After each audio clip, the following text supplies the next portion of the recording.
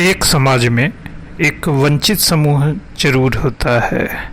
इसे अच्छे शब्दों में संवेदनशील वर्ग भी कह दिया जाता है। कोई भी समाज कितना भी आधुनिक क्यों न हो जाए या फिर वह विकास के कितने ही ऊंचे सोपान क्यों न हासिल कर ले, किसी न किसी अनुपात में तुलना में एक वंचित समूह रहता ही है।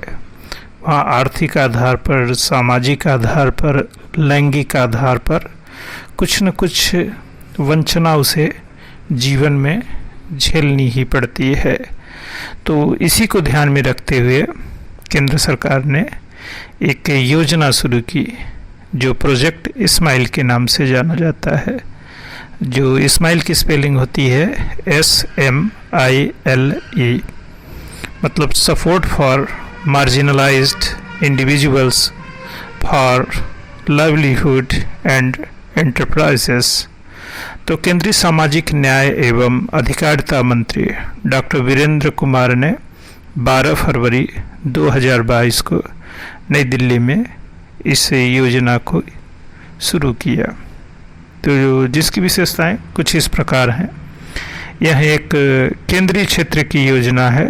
इसे आजीविका और उद्यम के लिए हाशिए पर रहने वाले व्यक्तियों हेतु तैयार किया गया है।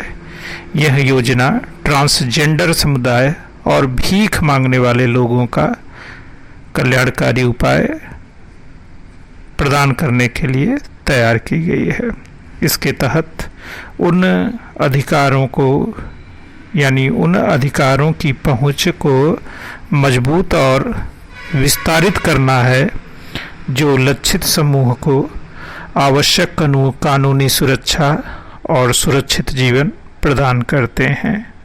इसके अंतर्गत पहचान, शिक्षा, चिकित्सा देखभाल, आश्रय और व्यावसायिक अवसरों के कई आयामों के माध्यम से आवश्यक सामाजिक सुरक्षा को ध्यान में रखा गया है। इस योजना में दो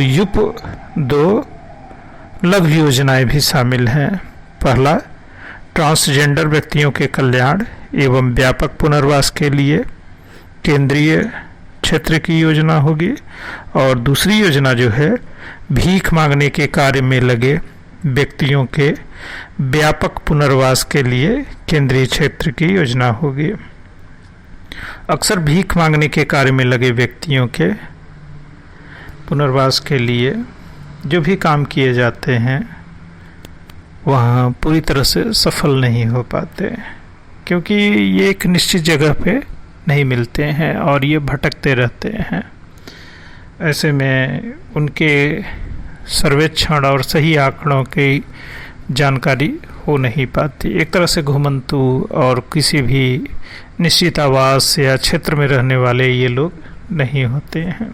ऐसे में इनके लिए आश्रय गृहों में उपलब्ध सेवाओं का लाभ उठाने के लिए भीख मांगने में लगे व्यक्तियों को एकत्र करने के लिए आउटरीच कार्य किया जाएंगे। आश्रय गृहों में भीख मांगने वाले बच्चों के लिए शिक्षा की सुविधा भी प्रदान की जाएगी।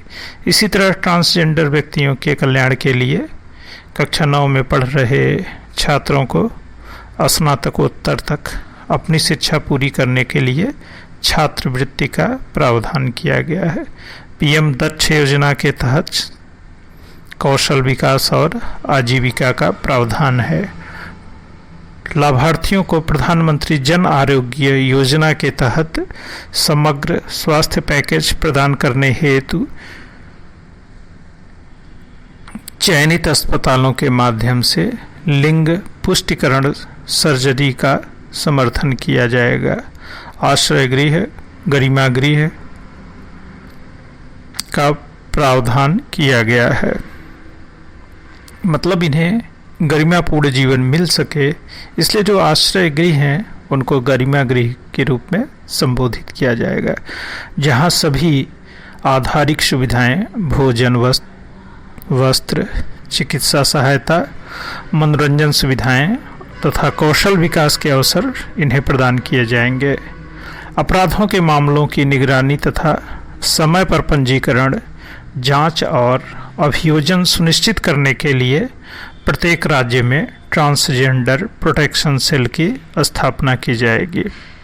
इस तरह से यह लोगों के जीवन में एक मुस्कान ला सके, ऐसी ही इस योजना का नाम स्माइल प्रोजेक्ट रखा गया है। धन्यवाद।